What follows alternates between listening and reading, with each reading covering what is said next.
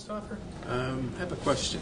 Now, as far as the short stories goes, you said that Mark has to oversee everything.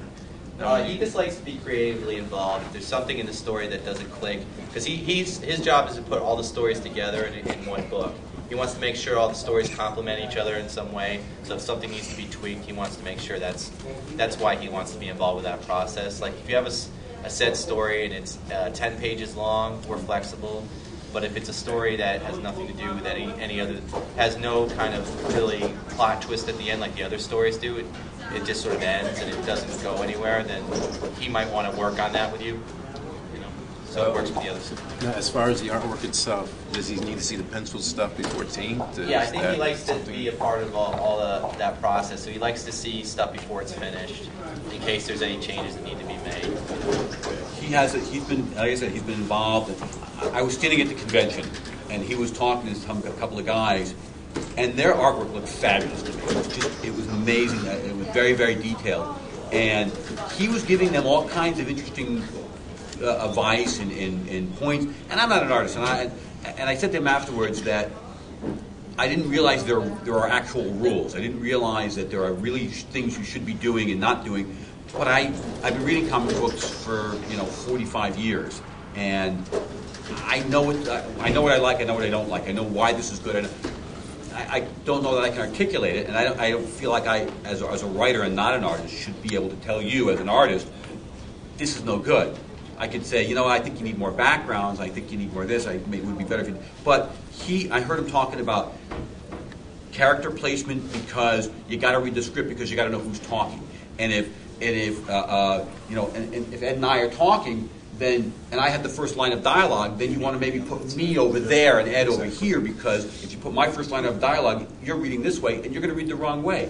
Or maybe you're going to put Ed's head, if I have a lot to say and Ed doesn't have a lot to say, then you got to make sure there's enough space in the panel above my head to all the things I'm going to say, because Ed doesn't talk much. Or you want to make sure the character's facial expressions complement the the force of what he's saying. And you want to make sure the dialogue leads into the next word balloon. You don't want to misdirect people, because I've seen this. I've seen it happen all the time, especially on independent stuff. And you know what? It's not to say that you don't have a good eye and a good design style, because I'm sure you do. You got a comic out there that looks pretty good to me, but not everybody does.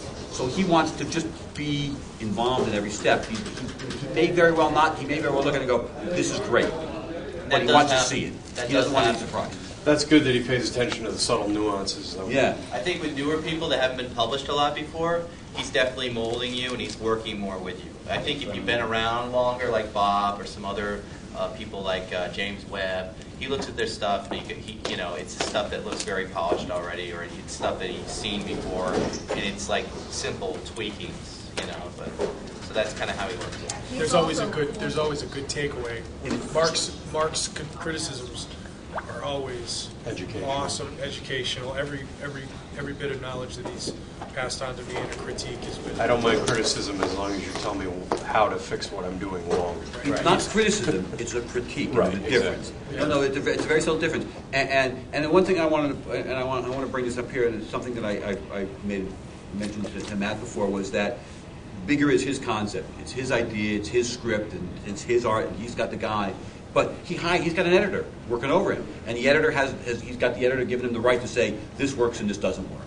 And everybody, it doesn't matter. It's your project, it's your idea, but everybody needs an editor, because everybody's going to see it from a different viewpoint. Everybody's going to be able to bring something to the table, and he's going to look at it and say, you know what? And you're going to go, wow, I never saw that. I did a script for a guy years ago, and I wrote what I thought was a really great script. And the guy made one simple change. He changed literally one line of dialogue. And I went, wow, that was amazing. It completely wrapped the story together. It completely tied everything that I was trying to say. And it was just one line of dialogue. And it was one panel of art. And he was like, this was amazing that he could look at it and go, fix this one thing, and it tied it all together. I think you'll be fine. But yeah, submit it to it anyway, because you got a professional working with you anyway. So. Anybody got anything else? Yeah, we have. He's raising his hand for you. I know. It's because he wants to tell you all how much he loves you. Well, that's great. We should all hear that. I'm looking at putting together the next Jam poster. I'm doing it a little bit differently than we did it in the past, where I am not going to give you a large piece of poster board and make you ink it right there and pencil it right there and all that. What I want everybody to do is make something that they love and send it to me on the computer, and I will put it all together and make sure it's all the same size. I will make up a letter for mass distribution, which means I send it to Keith because I don't have the right list. And that way you guys will all know the specs that I need.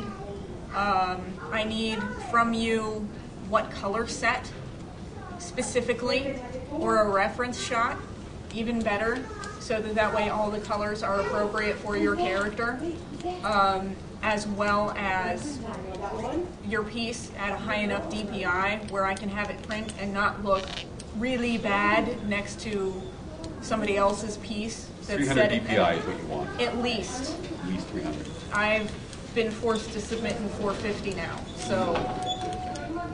But it's going to go to a high quality printer, so Right. actually it almost makes sense to do it 600. 600. Yeah. So. And if you can't email something that big, put it on a disk and Well, you snail can mail do it. it with You Send It, and that's something where you can upload into it. It takes up to 100 megabytes. If it's a black and white version of your artwork, it shouldn't be that big. You don't have to make it transparent. I can make it transparent, or you can send it to me as a transparency with the line art, so that way it's a matter of just coloring it. If you want to Make it do real that, you easy. can. Make it real easy for you. Because there was some confusion with the last Jam poster in the color set, as well as I added some characters after it was completed so that we had a stronger representation from people who were currently active, and was able to touch base with some other people who were involved to make it more what they wanted. So it worked out really well, and I think we can pull it together again. Now, here's the big difference with it. It may also be more than one poster. If we get strong enough representation from each chapter, then we can make chapter posters which you can collect to make a big poster. Cool. So there's the Connecticut chapter, LA, Nebraska. I'm not going to remember everybody. I don't want to get messed up for this. New York. Massachusetts. Texas, Nebraska, Massachusetts, There's only 6 or 7 for each. 6 or 7. That's all we have. Yeah, but Sorry. or 7. What if I forget or 7? New York. There's going to be a chapters page on the website, hopefully in the next month or two, which we've been talking about since December. It's going to have a link to each chapter's MySpace account. So at least it's a start, so everyone has a point of reference. And then eventually, when we get all our stuff together, we're going to actually have legitimate pages for someday. We are going to do that. That's the plan. Ed, you were talking about, there was a, we brought you in because, well, we wanted to. We were missed supposed you. to, but Well, you know, was this about the independent one? yeah, the Yeah. independent. Yeah, have you got a signal there? No. All right. I know, if I remember right, it was the last few days of May, and it was in Puck Building. Mocha Lafayette. Fest. Mocha Fest. Yes. Are we going to have representation there? Probably If should. we should have gotten a table by now. So I can call them and ask them if someone's going to be at the table and doesn't mind chipping in on the table, then yeah, we have to do that right away. All I'll chip in. right, because that's coming up, and they might not have tables. That's a pretty well attended show. Well, you see, 'cause even if we just all go there and meet up. Yeah, we went there 2 years in a row, and the second time we did it was a little better organized for us as far as who showed up and everything. It's a really good indie show, and Mocha actually is very CAG friendly. They let us have our New York meetings in their office space, and they have a new gallery show up now, right? Stan Lee show or something. Yeah. Yeah. Retrospect.